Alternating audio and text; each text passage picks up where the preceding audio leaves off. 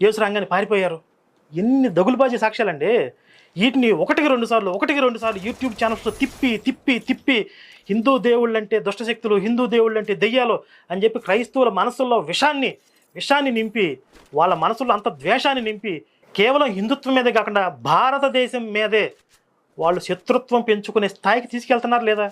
ఈ మాఫియా చేస్తున్న పని ఇదే కదా. మరి దాన్ని ఎదుర్కోవాల్సిన బాధ్యత, దాన్ని ఆపాల్సిన పని మన మీద ఉంటుంది కదా. మనం చేయాలి కదా. చూస్తూ ఊరుకోవాలా? అంటే మనకెందుకులే అని చెప్పి సేఫ్గా నేను తిన్నానా, పడుకున్నానా, తెల్లారిందా అని చెప్పి ఒక 60, 70 ఏళ్ళు, 80 ఏళ్ళు, 90 ఏళ్ళు బ్రతికేసి చచ్చిపోతే అప్పుడు అర్థవంతమైన జీవితం అది. కాకిలాగా కలకాలం బ్రతికే కంటే హంసలాగా 6 మాసాలు బ్రతికే చాలంటారు.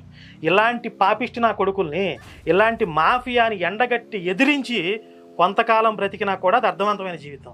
100 సంవత్సరాలు కాకిలా బ్రతికే కంటే ఇది ఎంతో విలువైన జీవితం. ఇక పోలీస్ డిపార్ట్మెంట్ దగ్గరకు వస్తే, పోలీసు వారు నా మీద కేసు ఫైల్ చేసే ముందు